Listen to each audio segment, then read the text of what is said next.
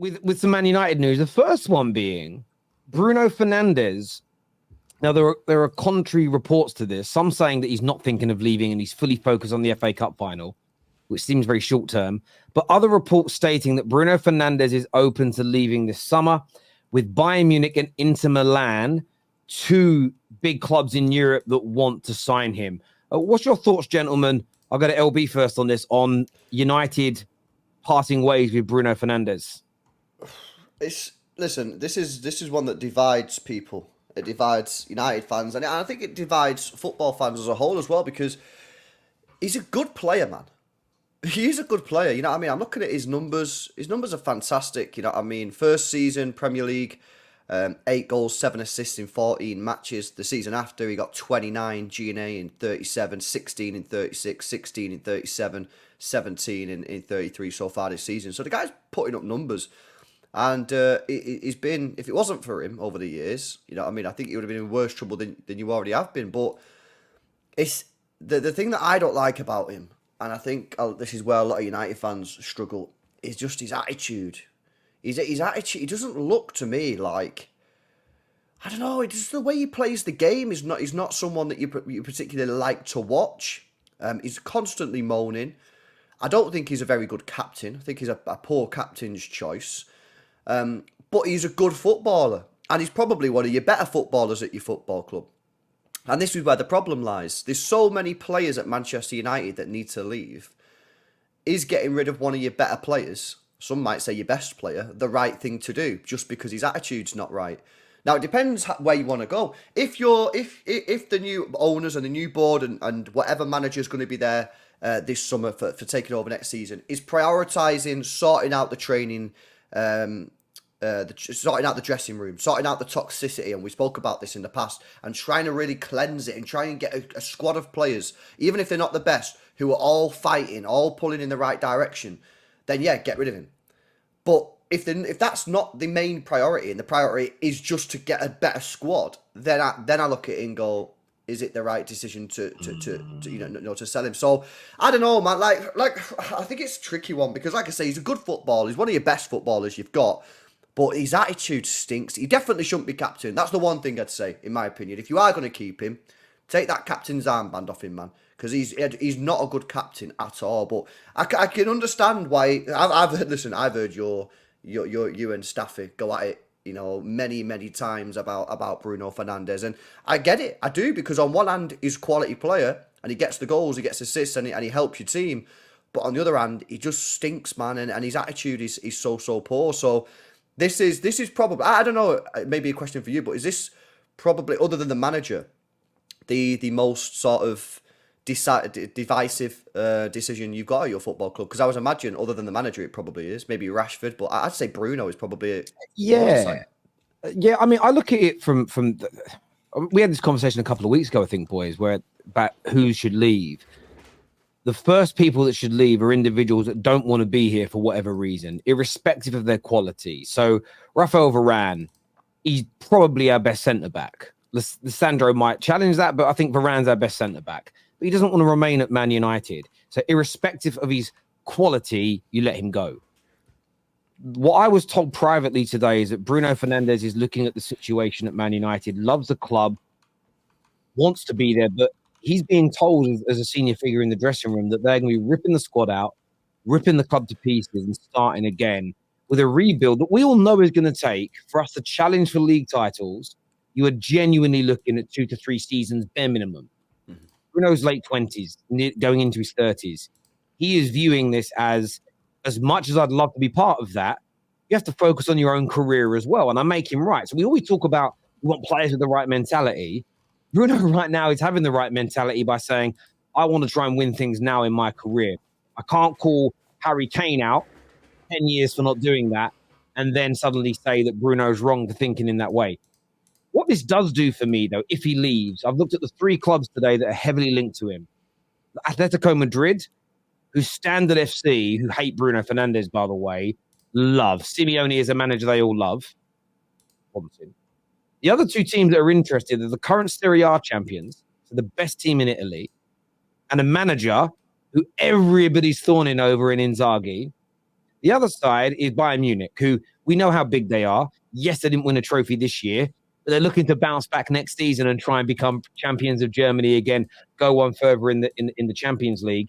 And all three of those clubs are targeting Bruno Fernandes. Three huge clubs, two gigantic clubs, mammoth clubs want him. It ends the debate to me about, is he a good player or is he not?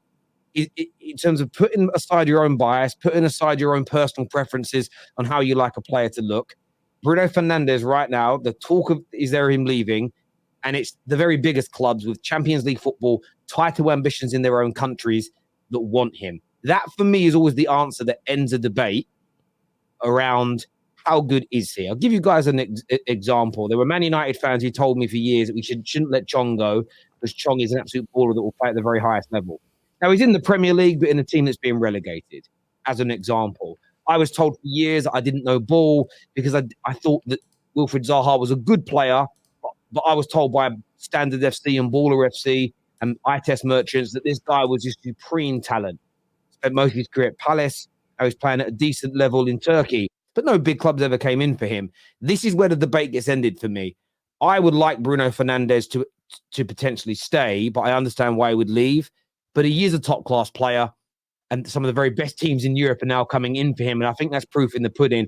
But, as I've said for weeks and months, I am not married to any particular player. I only want people here that want to be here, regardless of the reason. I want them to be dedicated to the club.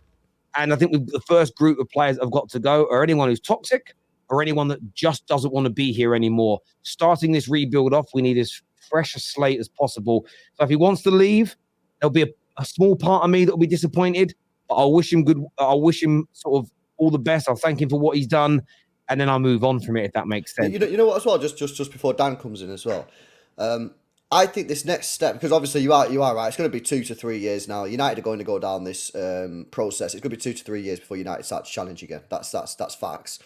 I think if you are going to go down this process, you need the club and you need the fans really to be pulling in the same direction. So if that means you're going to have to get rid of the divisive players like Rashford, like Bruno, then that's something that you're going to have to do. Listen, in my opinion, there's no doubt he's a quality player.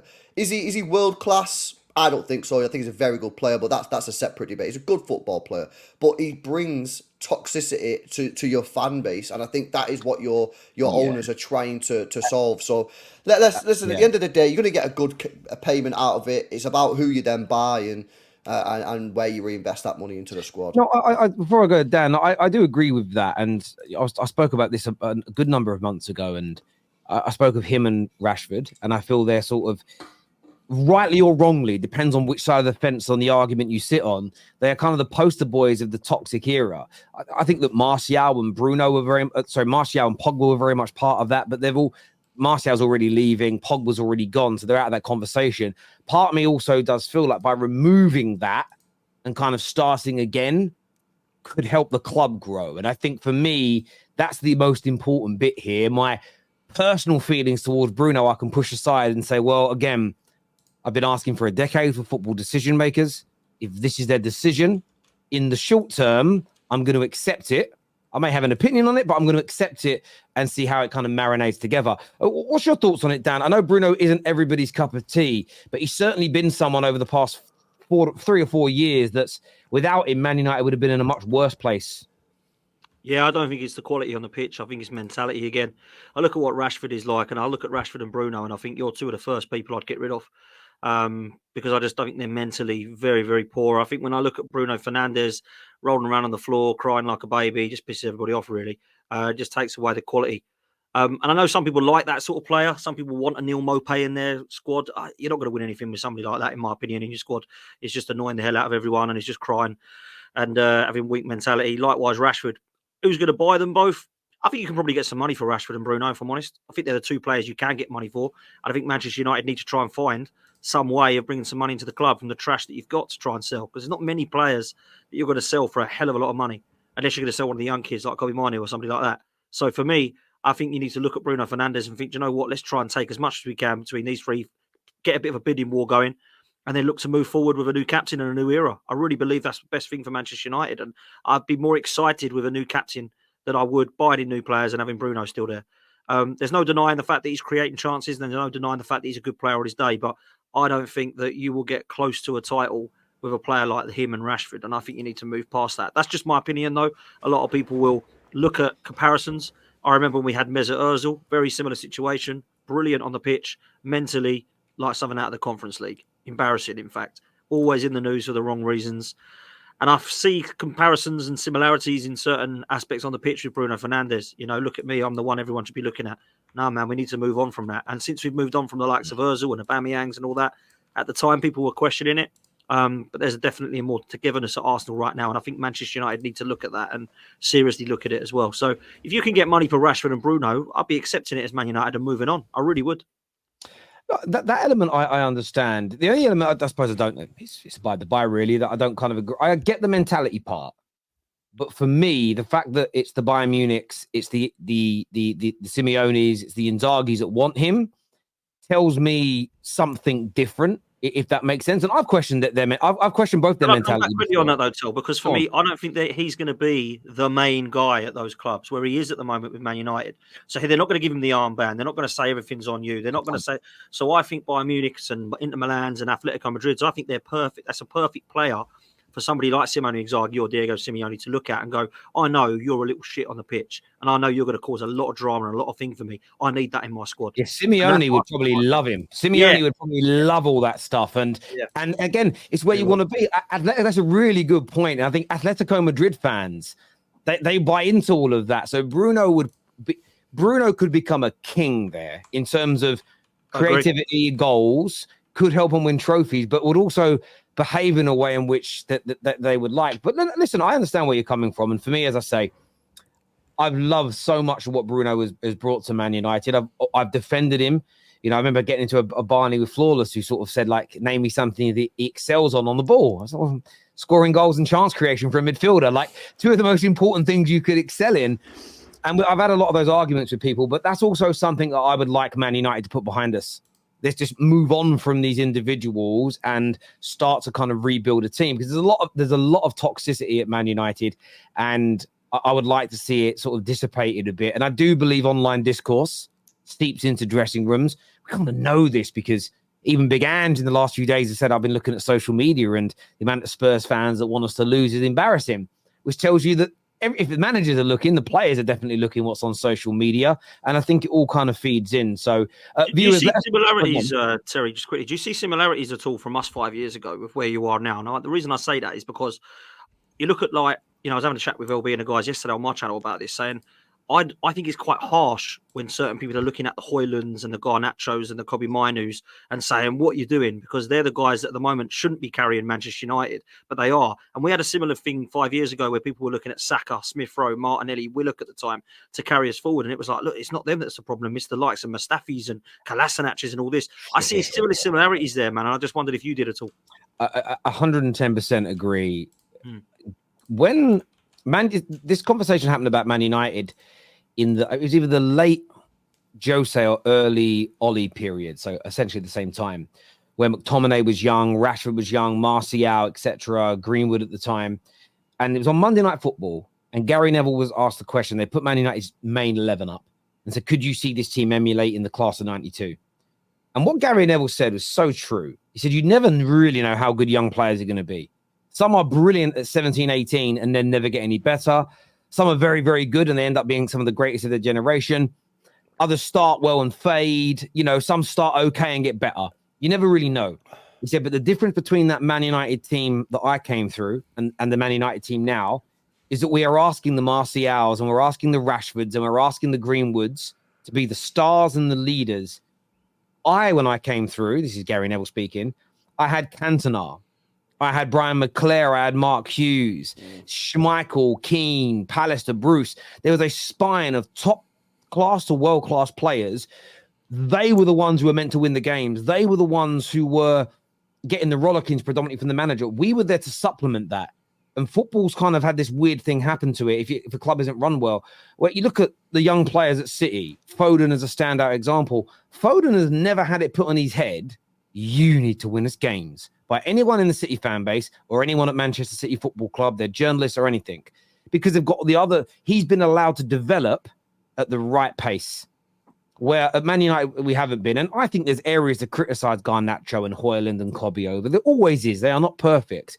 But the pile-on that I've seen from Man United fans, I'll be honest with you, it either shows an agenda, either towards a particular player or, well, my favourite player suffered with this type of criticism, so I'm going to now return the favour, which I don't agree with. Or it shows a genuine lack of understanding about football. Relying on young players to lead the line for you in one of the hardest leagues in the world, irrespective of what position, is a crazy notion. And every now and then you get a youngster that can do it. You'll get an Mbappe, a Trent Alexander-Arnold, a Cesc Fabregas, but they're as rare as rocking horse shit. They seldom come around where at that young age they have the capabilities. And most of those players I've mentioned that delivered were in pretty good teams with senior players around them. You know, Cesc Fabregas was not Arsenal's best player when he came through. Trent was not Liverpool's best player when he was developing at that young age. Scholes wasn't Man United's best player when he came through. So no, I totally agree. And I think that that's what we have to try and build moving forward, is a team that has some good experience, a good spine.